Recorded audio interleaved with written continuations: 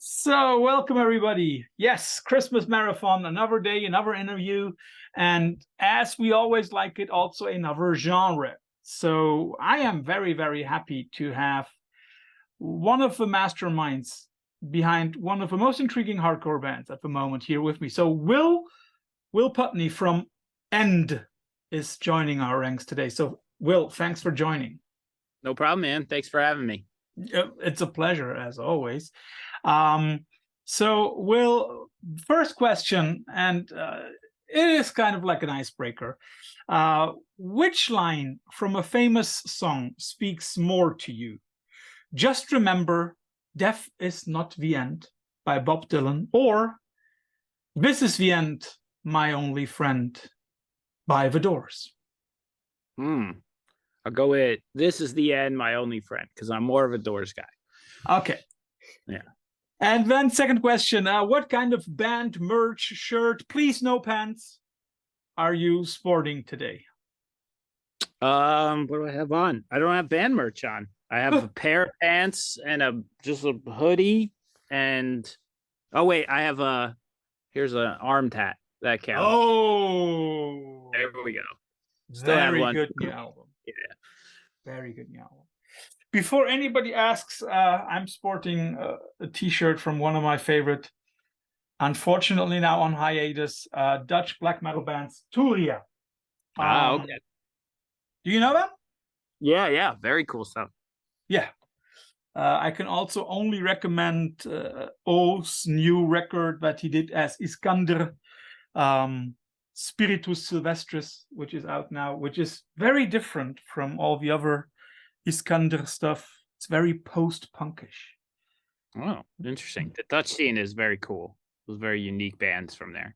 Yeah, and there are a lot of bands. I mean, like, there are also a lot of shitty bands from Holland, just like there are shitty bands from everywhere. There's shitty bands everywhere. Yes, exactly. But there are a hell of a good number of bands out there that are really intriguing in every genre. I also think it has to do with the very, very good festival scene in Holland. You know, there are lots of opportunities to play. Yeah, very cool. Very different is also the sound of your band. I mean, like, it's very clearly hardcore. It's very clear that all of you have got some kind of hardcore upbringing, I'd guess. But there is a lot of different stuff in there. Does that reflect on your influences?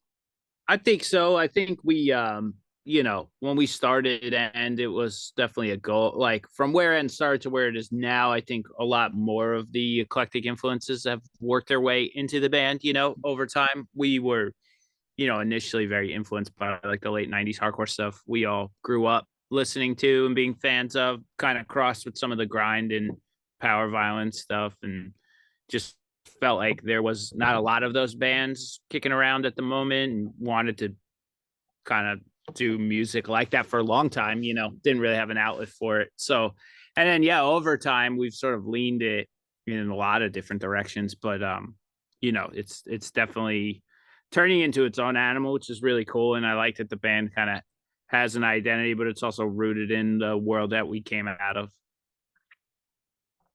You've already spoken the world that you came out of.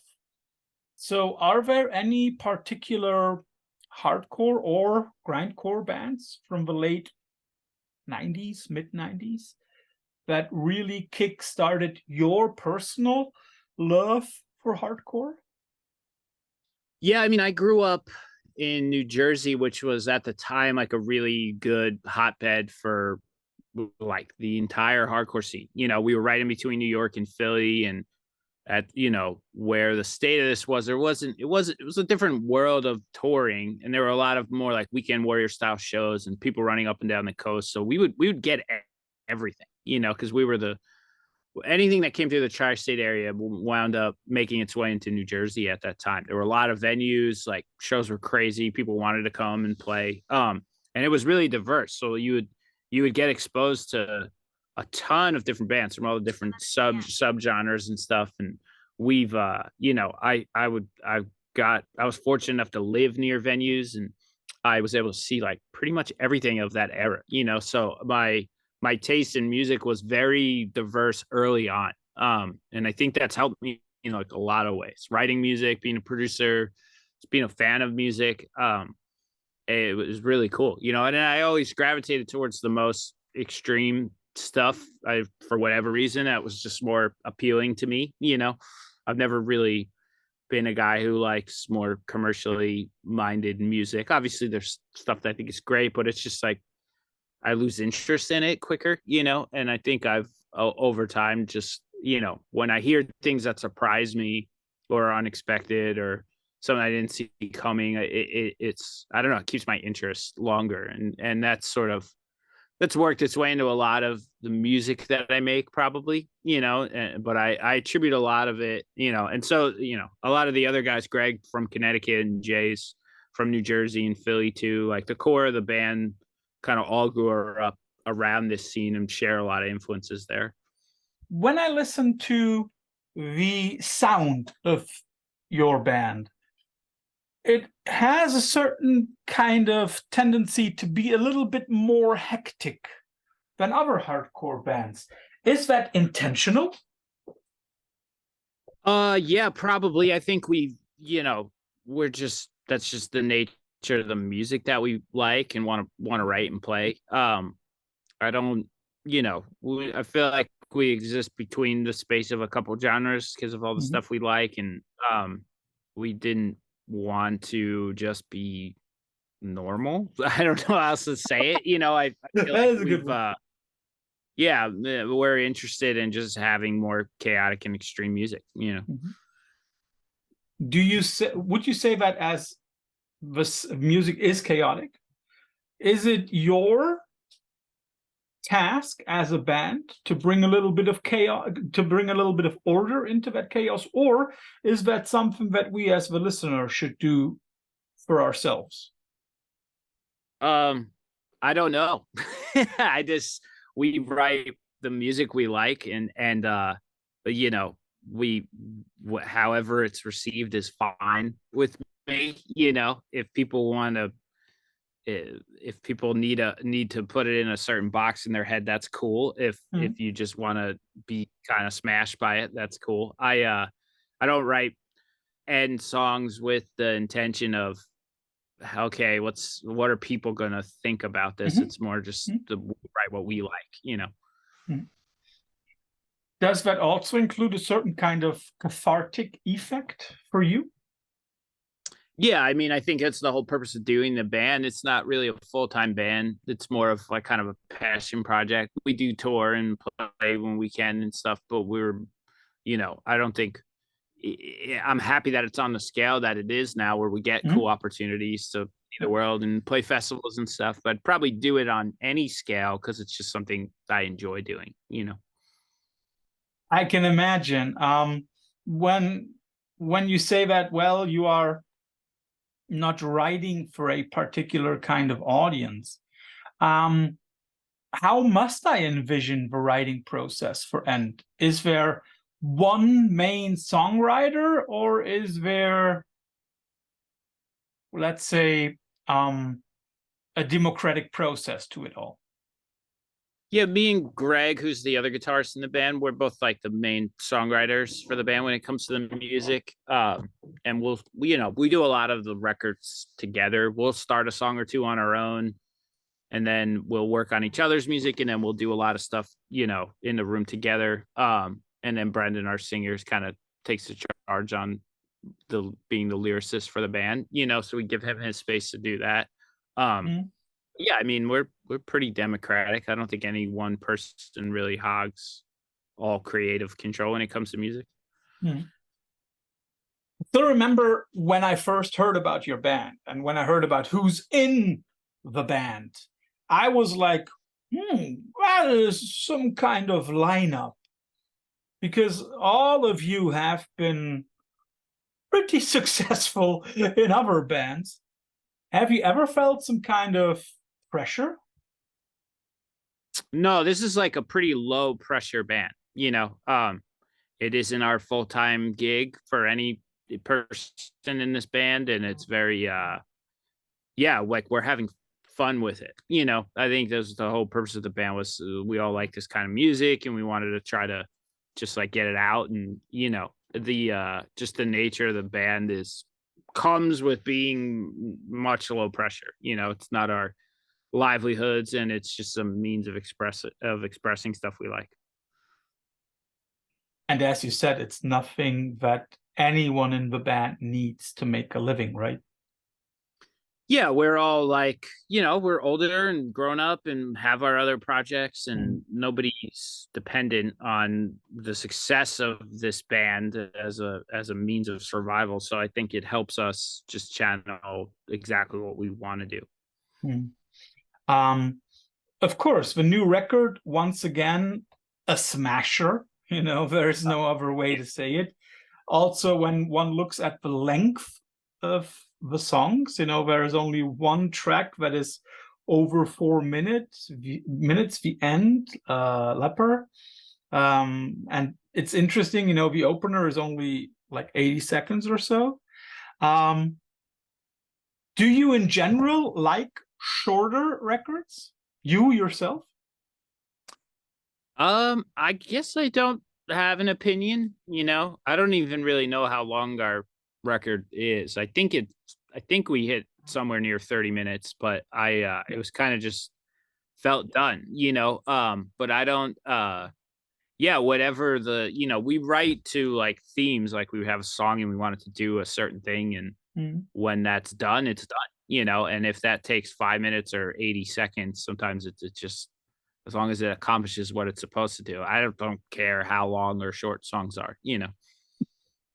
That's a good answer to that one. Well, you say that you are talking about certain topics, and I mean, like the title of the record is "The Sin of Human Frailty." It already sounds as if there is a certain red thread going through it. So, could you maybe describe the overarching idea behind the record? Yeah, I mean, I guess, I'm not Brendan. I didn't, so I would leave that. I wouldn't go too deep because that's sort of his lane. But I mean, it's not a happy record. I think it covers a lot of, outward anger and internal mental spiraling, and it's meant to be sort of darker and uncomfortable. There's no like grand theme to this one or anything, but there's definitely like always that undertone of sort of making the music uncomfortable and unsettling. And I think the vocals and the ideas, that pair with those songs sort of highlight that.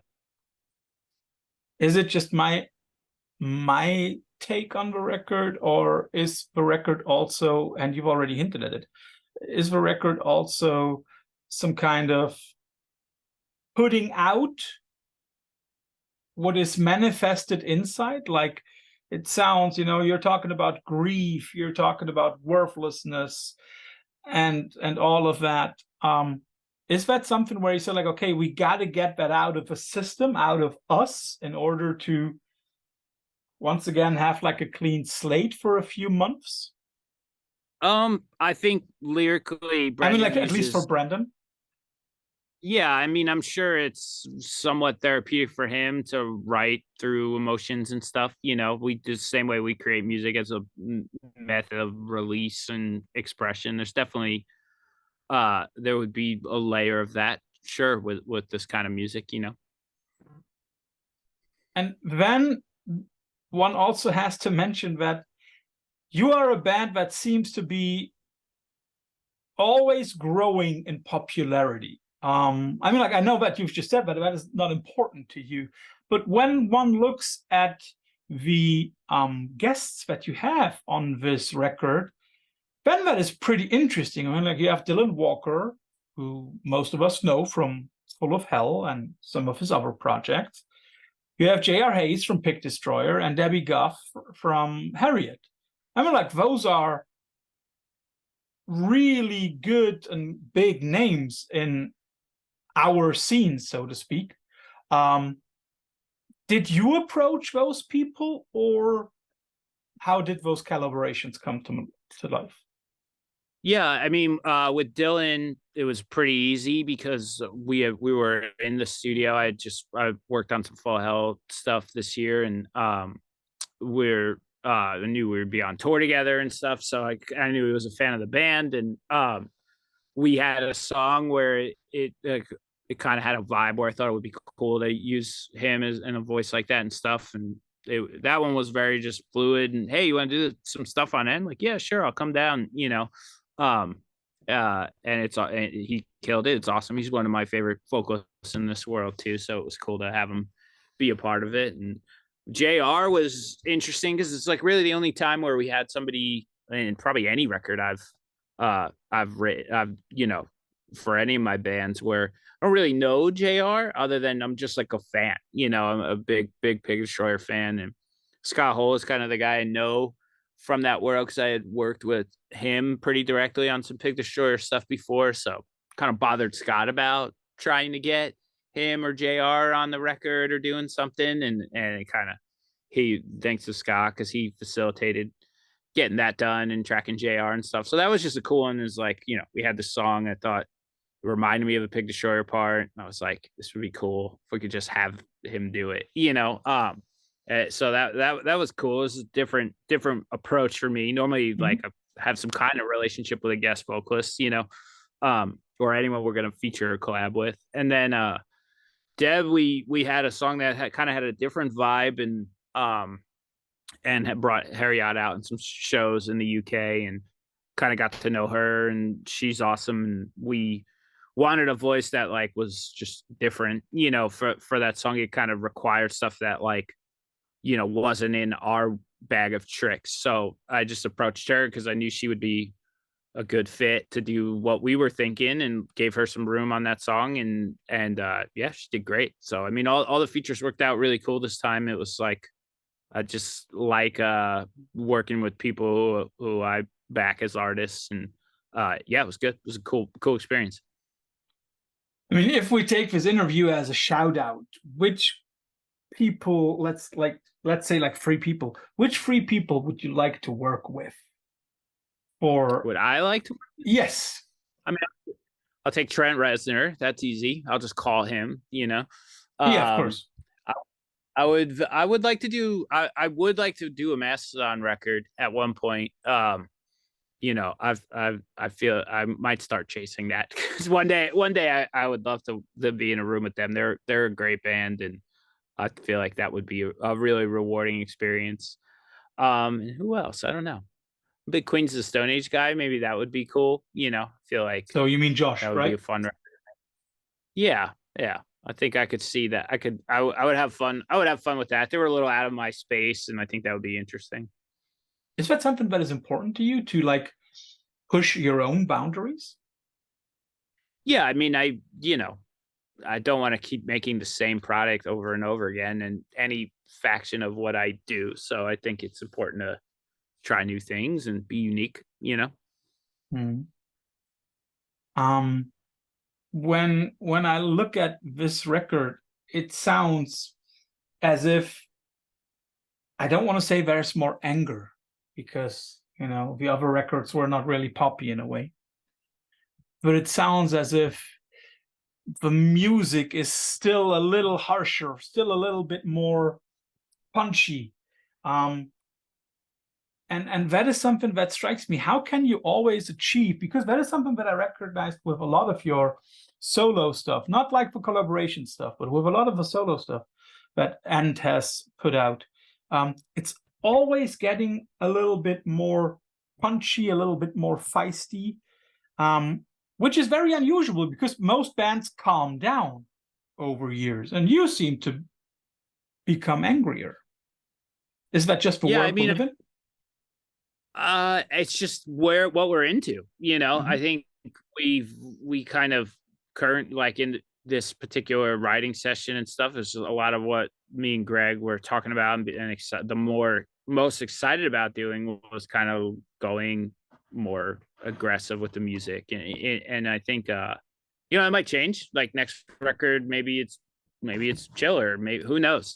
I just think like we're each album is its own like kind of window into that moment where we were at, what we were thinking, and I trust that, myself and the dudes in this band kind of know what's going to be cool for End and what works. So it was like, yeah, I mean, you write what you like, you get the best product out of sort of writing what you're really into, and I think that's what we did this time, so if it, and it was intentionally talked about, like, yeah, let's go further down this road, You've just mentioned Trent Reznor, and there are moments in several End songs which have like a certain industrial vibe.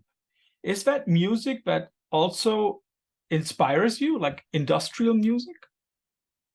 Yeah, I mean, me and Greg both are big fans of that genre, and there's been a lot of new artists lately that have kind of got me revitalized, sort of to go back to some of the classics, and I think it's a good time for that space for sure again, and we some of our favorite music comes out of that world, and as producers too, obviously there's a lot of really cool growth that can happen, and it's exciting to kind of tackle some stuff in that space outside of what's typical for like just a standard band. So yeah, we talked about wanting to do have those moments for a while, and this is the first record where we really kind of leaned into it a little more. We got some new gear, and we just like went for it.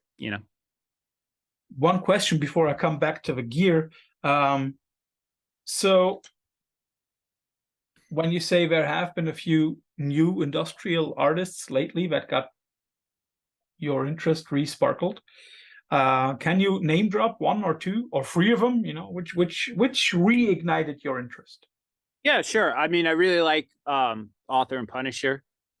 His past couple records have been awesome. I love the engineering behind the machines he builds, and yeah, very cool. I like that Street Sex is cool. It's one of the more like kind of extreme bands that started to work in industrial stuff that I had heard recently, where I was like, oh, that's fun. I'm starting to see, it kind of connected some dots in my head for me, where I was like, okay, I'm starting to see this stuff be more in a more extreme music context, it was not as traditionally, droning instrumental stuff. And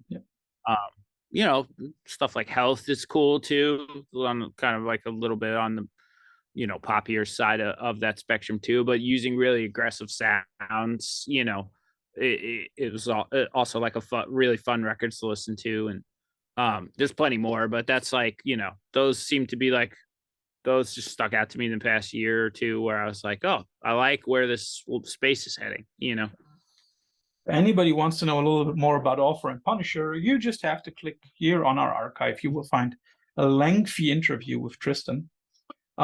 Interesting, you've mentioned Street Sex and Health. Street Sex actually was one of those bands where I thought they would make a good collaboration partner for End. And now that you mention Health, I'm again thinking, oh, that would also be interesting. You go on. No, I think we've chatted about maybe trying to branch into that world, and kind of we've actually got some music that kind of leans a little more that way, where we wrote a lot for this record, so there's stuff that's like on very far ends of the spectrum, where we've sort of putting together an album, picked what was going to be great for the record, but there is stuff that kind of goes further into some of that space where it's like, yeah, maybe it'll be cool to do this in collaboration with some other people one day, or maybe see where this goes. But yeah, I think I love the idea of being able to work with other talented people and sort of make things feel like End, but also have new energy to it. And you have already done some collaboration stuff, especially last year you did a split with Cult Leader from, correct me if I'm wrong, but I think they're Utah, right? Salt Lake City, something like that? Yep, from Utah. Which at first glance seemed strange to me, but when I listened to it, I was like, whoa, that fits. That really fits. when you do splits like that, do you choose or do you write songs particularly for those splits, or do you look into what you might not have finished yet, but that might fit? I guess it would depend, you know. I think for that particular split, we wound up writing new music because we wanted to just come out with new stuff. Anything, you know, we kind of had we just thought it would be fun to go fresh, you know, for that particular one. You know, in the future, I know now that we've written a lot of songs that we still like that aren't on this record, we probably have material to do something with next year. Kind of always depends. Sometimes it's more collaborative. This was also during like the pandemic, so we couldn't like do any traveling, and trying to be able to collaborate with a band in Utah was like tough. So it was like, all right, well, we'll just do our thing and you do your thing and we'll put it together. But yeah, maybe in the future we're doing stuff in tandem with another band too. So I think it always depends.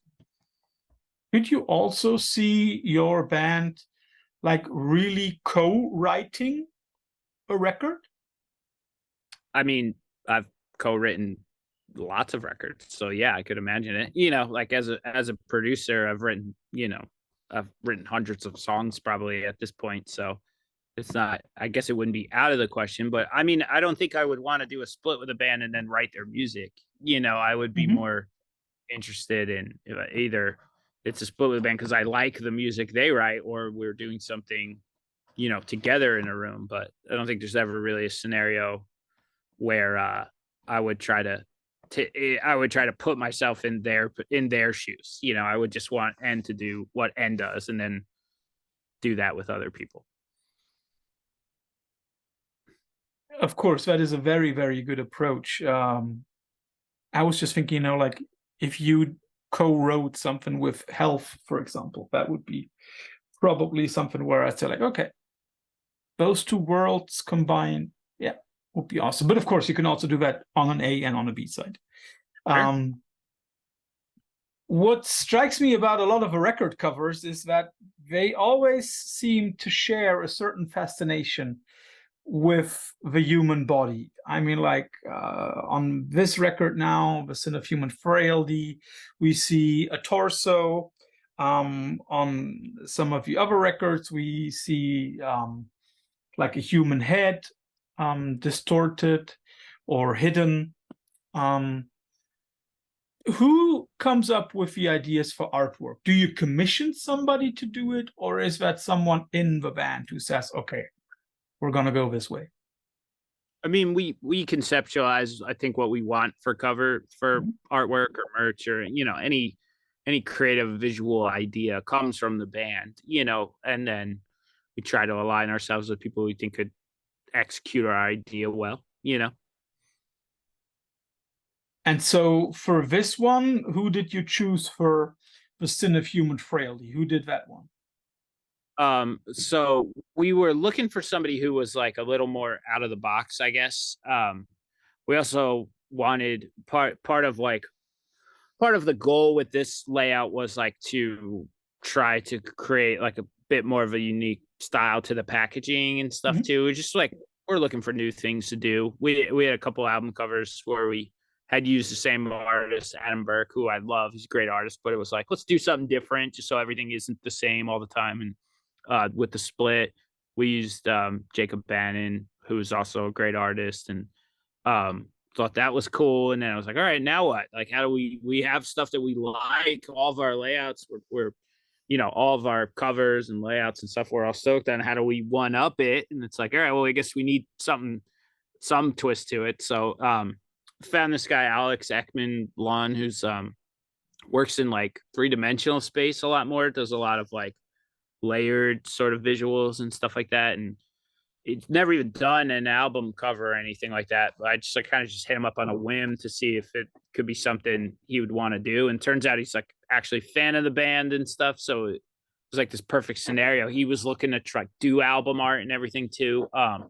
So it's really cool. The packaging's like this 10-page die cut, folds in on itself. And I haven't really seen a record in our world like kind of look like this with the depth and stuff. It's hard to get Mhm. a it's hard to actually know what I'm talking about by just looking at the digital cover because it's flattened, but like they'll actually the actual packaging is crazy. It has all this movement and depth in it and stuff. So very, very cool. He did a great job. It was awesome to work with him, and it was really cool. Very, very happy with the way it all came out.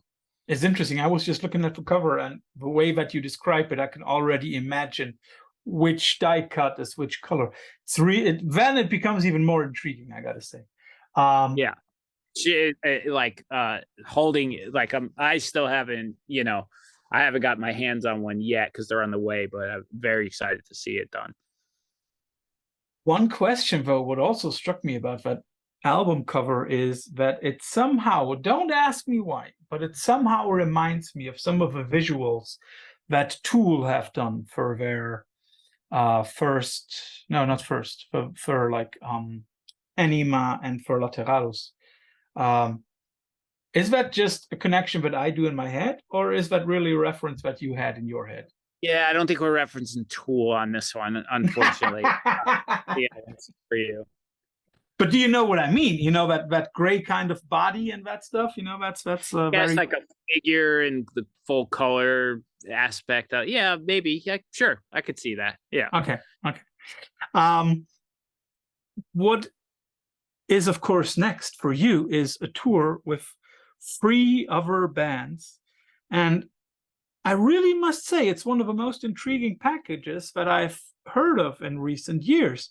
I mean, you're traveling with Inter Arma, with Full of Hell, and with Wake.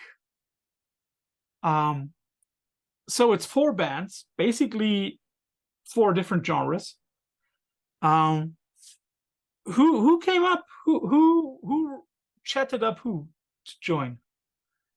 I think we had, I mean, Full of Hell, it's Full of Hell's tour, so they had asked us if we wanted to tour together, and then I think we had chatted a bit about who could be cool to open and stuff, and there were a few ideas, and I think originally there was actually another version of this too, but they're all very cool bands that we're going out with in their own aspects. It covers a lot of ground, and yeah, there's commonalities between the bands. There's a lot of friends on that tour. I think it's going to be great. I love the kind of the blend of what all those bands offer on that tour for a first show. It's very, very exciting show.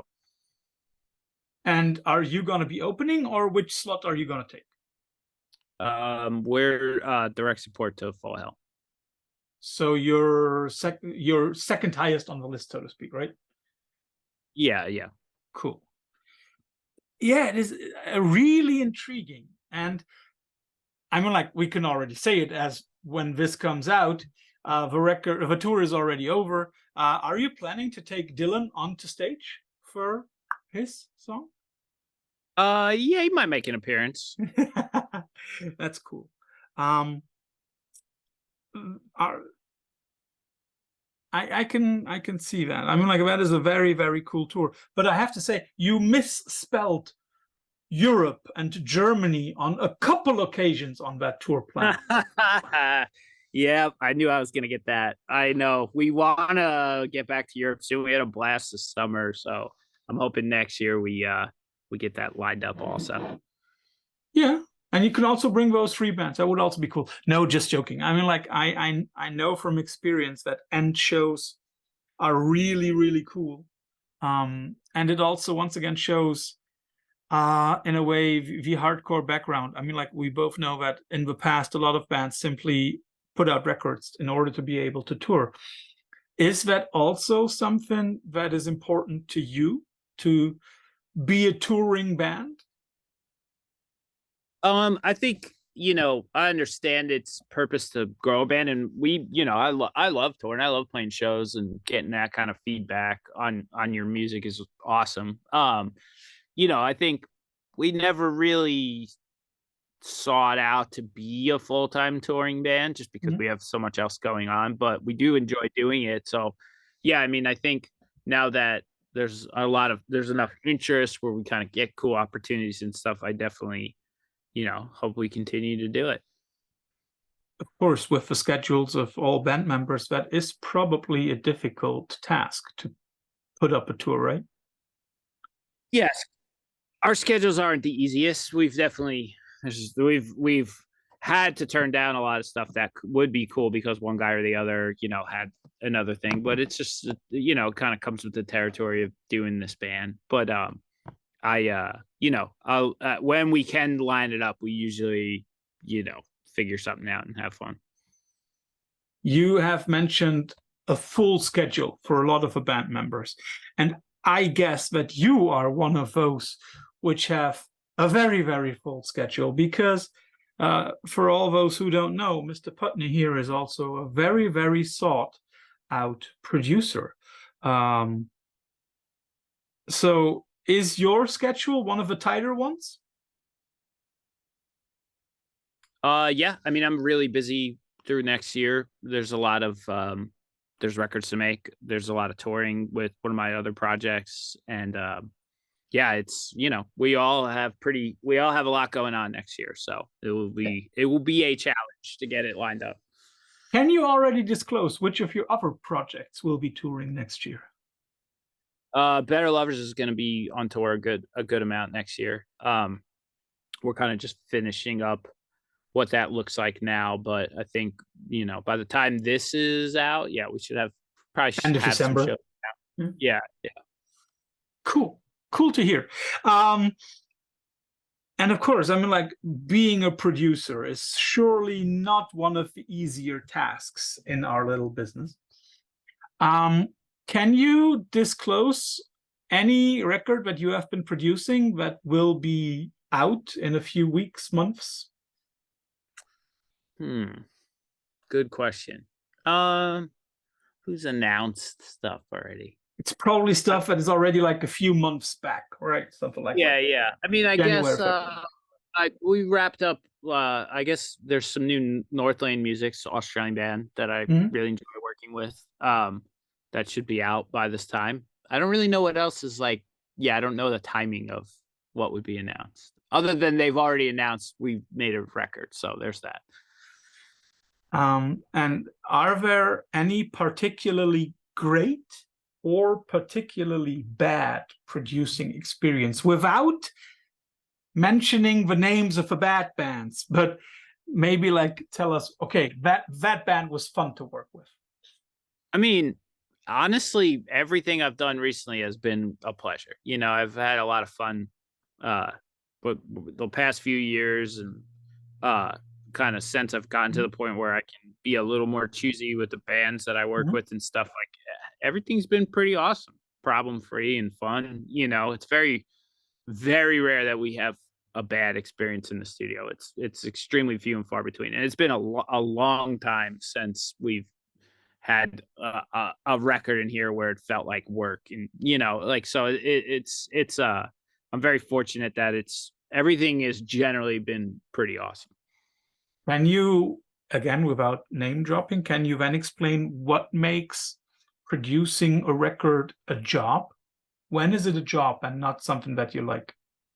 I think it's a combination of a lot of stuff, but like how working with bands that are unprepared can get challenging. Like when there's egos in the way, that could get pretty tough in the studio. I think it's just like you just have to be on a page with a band that you're working with, make sure the best ideas win, make sure people come and try and do. There's a lot of laziness to being in a band. Yeah, I find lately, and in certain spaces where it's something I don't really understand, but it can be frustrating. But I think generally, like yeah, it hasn't been bad in a while, so I don't know. That answer's going away. It does. And then, of course, one question that a producer is always asked, I guess, but is there any kind of genre or artist where you say, like, not my cup of tea, I can't really produce that?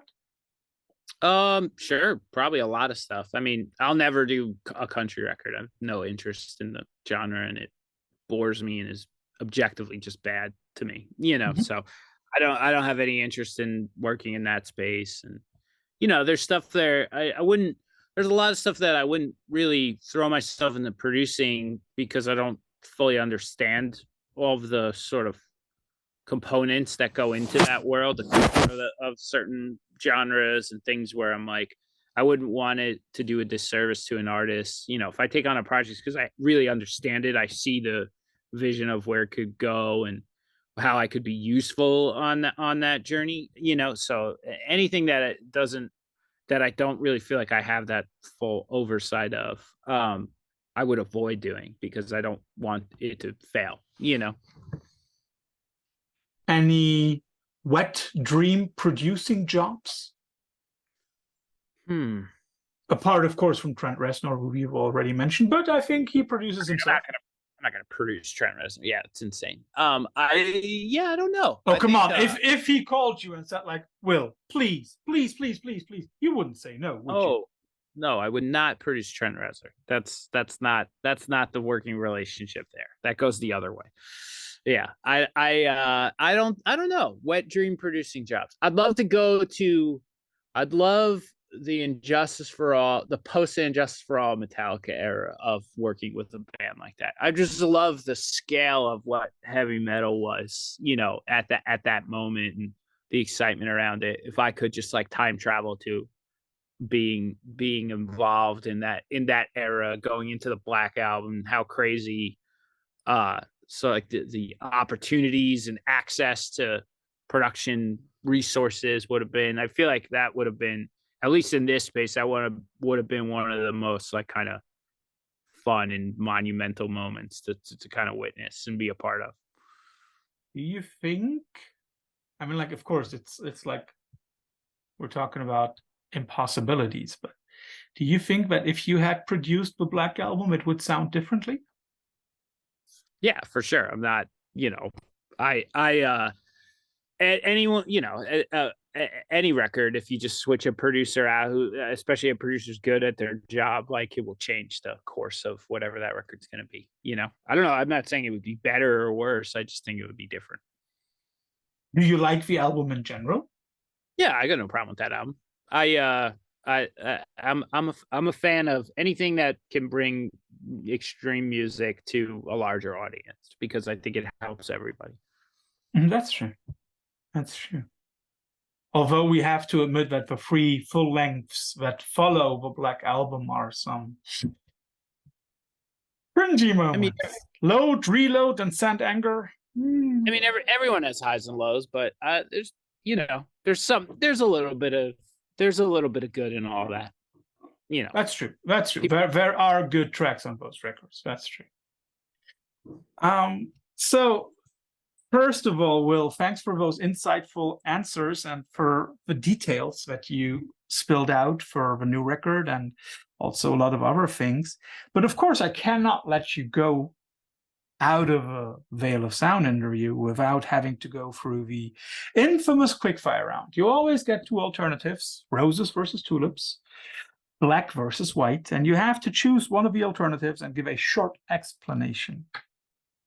Okay, let's do it.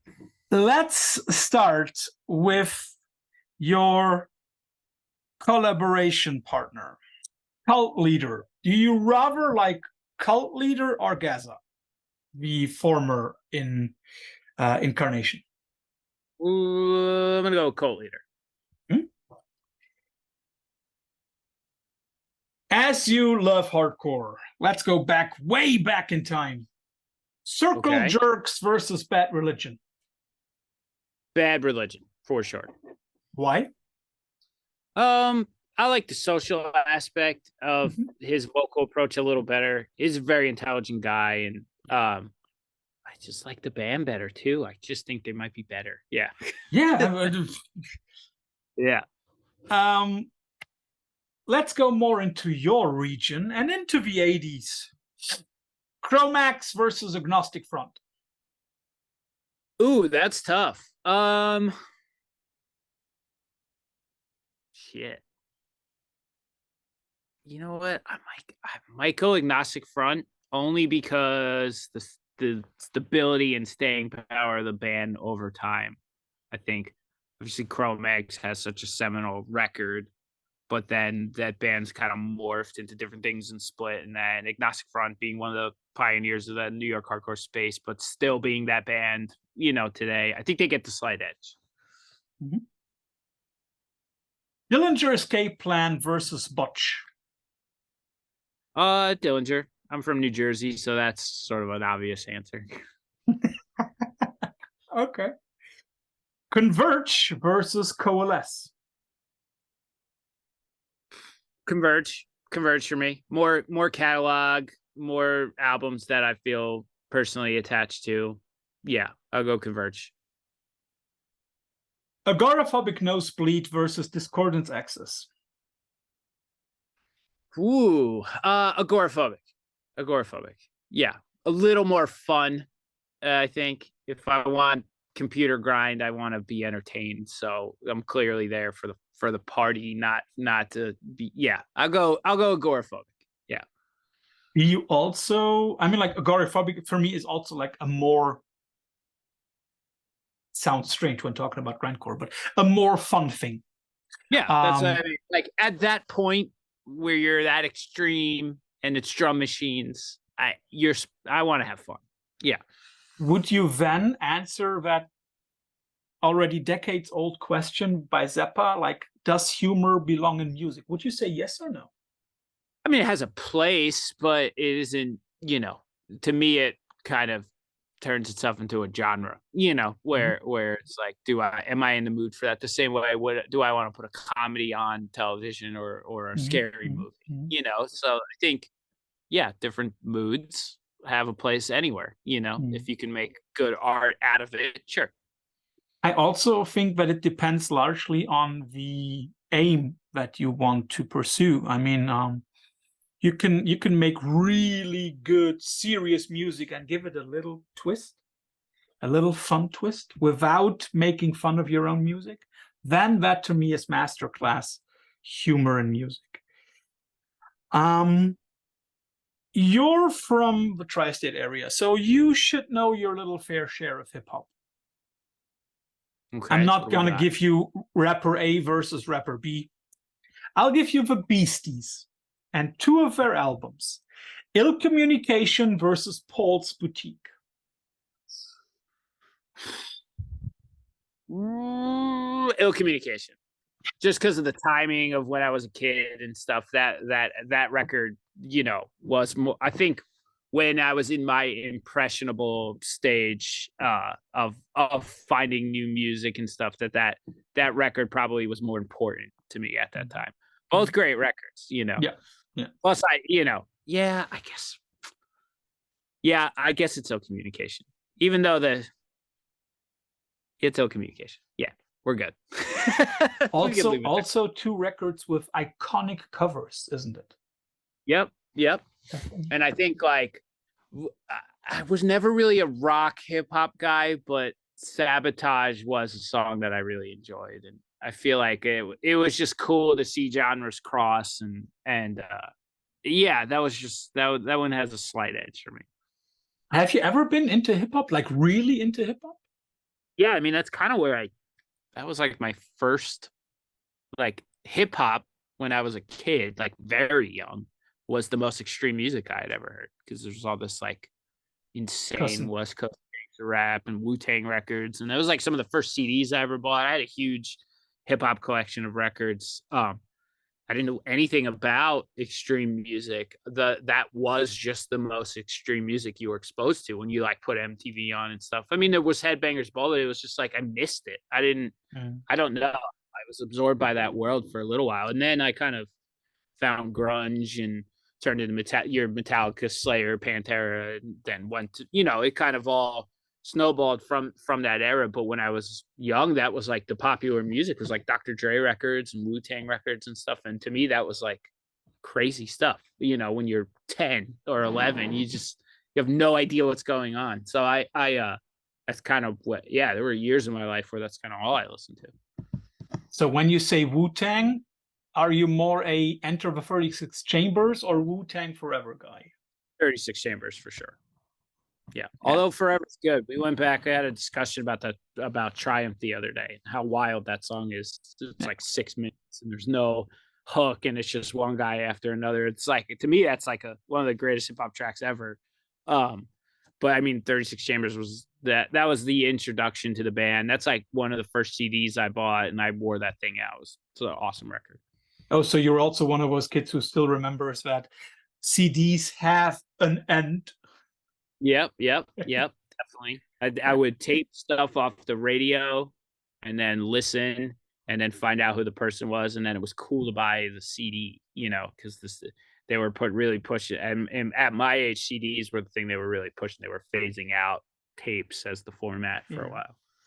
Which CD do you remember having worn out till it didn't play anymore? That one. I have two. Free. Yeah, Dr. Dre. No, I had the Chronic on tape. Well, that is easy to wear out. Yeah, I had Scarface, the Diary, on CD, and I had 36 Chambers, and I think those three kind of bit the dust over time. Yeah. For me, they're very diverse. It is Nevermind. Oh, okay. That was my age, right? It's Jimmy Eat World, Bleed American. I don't know how often I listen to that one. And the third one is, again, New York City, Sonic Youth, Daydream Nation. Okay. I think I'm now on my third copy of Daydream Nation, not counting the vinyls. Wow. Okay. As we have talked about the tour that you, when we record this, are about to embark, when you people see this, it's already over. And I hope that you saw it and enjoyed it. So let's give you Full of Hell. And I'll give you two albums to choose from: Weeping Choir or Trumpeting Ecstasy. Ooh. Weeping Choir. I think Weeping Choir. Just by a little. Yeah, I like the non-traditional songs on that record a little more. Yeah. Mm-hmm. Inter Arma. I am biased because we just finished a Full Hell and Nothing collab record, and there's some really cool stuff on that too. So that would be a contender, I guess. Yeah. I've listened to the first single just today, and I was like, that's something that I'm looking forward to. Yeah, it's pretty weird. It's two bands of crazy people that make one very weird band. True. Yeah. Inter Arma. You get Sulfur English versus Sky Burial.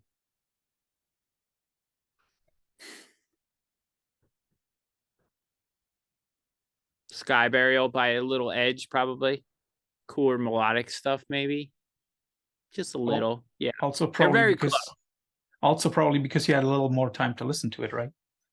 Yeah, I think it was kind of my intro to the band first, so I'd go with that one. Yeah. The same motif, Wake. Thought from Descent or Devouring Rain? Is the new one Thoughts and the one before Devouring? Yes. Okay. I'm going to go Devouring. I appreciate what they're doing, kind of leaning into the more like very melodic side of black metal. It is very cool. It is just not the thing I listen to more, and I thought Devouring had a little more teeth to it. So I'm gonna go with Devouring. That was also my intro to the band, so that was the record I was stoked on. Sometimes the first shot you get at a band is the one that really pulls you in. Yeah, very often. Record is great. Like the turn to like kind of going more like full on with some of the melodic passages in black metal is very cool. It's just like doesn't land in my favorite version of that side of the genre. Devouring was a little more in your face, and I thought it gets a slight edge for me. Both great records though. Three more, and two connected to touring. Okay. When on tour, what do you prefer, wine or beer? Well, I don't drink, so seltzer. Oh, good. That work? Yeah. Okay. Two dishes that are heavily connected to spots in the US. Would you rather enjoy Chicago deep dish pizza or San Francisco dim sum? Ooh, would probably go dim sum because I'm Me also too. vegan, so I can't eat the cheese part of the pizza. So the dim sum would work for me. Oh, I know from a friend of mine who lives in Chicago who is vegan and who says that there are deep dish vegan pizzas. Of course, the question Sure. is, are I mean, those pizzas? there's a vegan version of everything. Cheese is tough to fake though, generally. So Yeah, it's very hard to find that kind of pizza on a high quality level. You know. that's true. And of course, something that is also important is the music while touring. After a gig, when you're tired, which artist would you rather listen to, Nick Cave or Mark Lanigan? Give it to Nick, I guess. I mean, our after show playlists are surprisingly insane. So the wind down music for us is bonkers. It will rotate from K-pop to Cannibal Corpse and back and forth. We have some real Well, true both start ADD. with a K. Yeah. We have some true ADD van playlist moments post show. But yeah, I guess I'll give it to Nick. It's fine.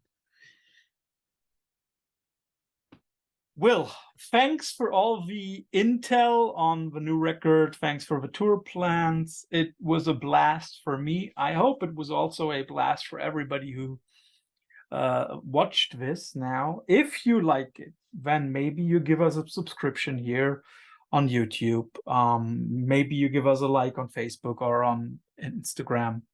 If you want to support us a little bit more, then go to our website and find out how you can support us through our Patreon. For me, this was a blast. And now for you, Will, chance for final last words. Just thanks for chatting, and I hope everybody gives the end record a proper listen from start to finish. And I appreciate people taking time out of their day to hear my bullshit and check out my band. So thank you. Thanks a lot. Enjoy the rest of your day, man. Cool, man. I'll talk to you soon. Later. Talk to you soon. Bye.